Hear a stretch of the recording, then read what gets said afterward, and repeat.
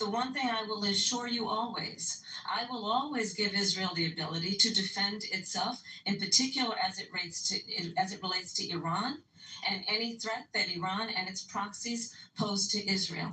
But we must have a two-state solution where we can rebuild Gaza, where the Palestinians have security, self-determination, and the dignity they so rightly deserve.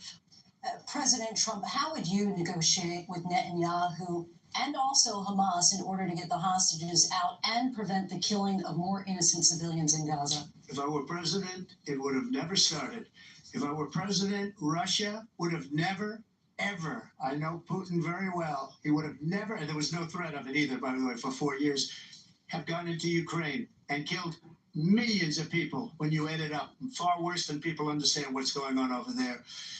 But when she mentions about Israel, all of a sudden, she hates Israel. She wouldn't even meet with Netanyahu when he went to Congress to make a very important speech. She refused to be there because she was at a sorority party of hers. She wanted to go to the sorority party. She hates Israel. If she's president, I believe that Israel will not exist within 2 years from now. And I've been pretty good at predictions, and I hope I'm wrong about that one. She hates Israel. At the same time, in her own way, she hates the Arab population because the whole place is going to get blown up. Arabs, Jewish people, Israel will be gone. It would have never happened. Iran was broke under Donald Trump. Now Iran has $300 billion because they took off all the sanctions that I had. Iran had no money for Hamas or Hezbollah or any of the 28 different spheres of terror, and they are spheres of terror, horrible terror.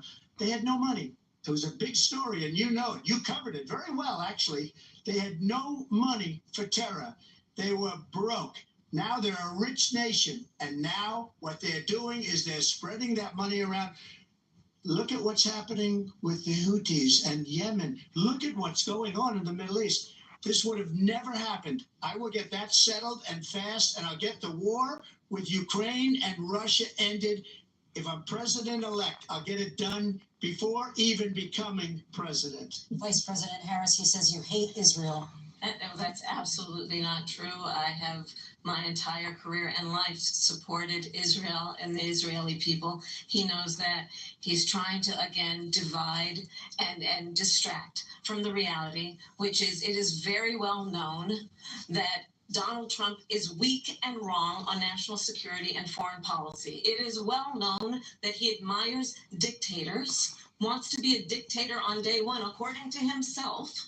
It is well known that he said of Putin that he can do whatever the hell he wants and go into Ukraine.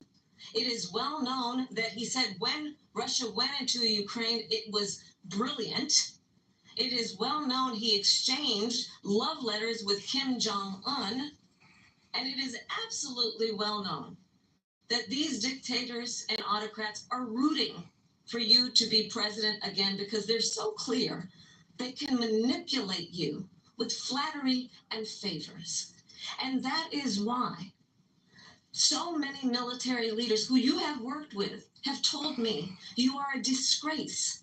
That is why we understand that we have to have a president who is not consistently weak and wrong on national security, including the importance of upholding and respecting in highest regard our military. Vice President Harris, thank you. They're the ones, and she's the one that caused it, that's weak on national security by allowing every nation last month for the year, 168 different countries sending people into our country. Their crime rates are way down. Putin endorsed her last week, said, I hope she wins. And I think he meant it because what he's gotten away with is absolutely incredible. It wouldn't have happened with me. The leaders of other countries think that they're weak and incompetent, and they are. They're grossly incompetent. And I just ask one question. Why does Biden go in and kill the Keystone Pipeline and approve the single biggest deal that Russia's ever made, Nord Stream 2, the biggest pipeline anywhere in the world going to Germany and all over Europe? because they're weak and they're ineffective. And Biden, by the way, gets President paid Trump, a lot of money. Thank you. We have a lot of issues to get to. We'll be right back with much more of this historic ABC News presidential debate from the National Constitution Center right here in Philadelphia. Back in a moment.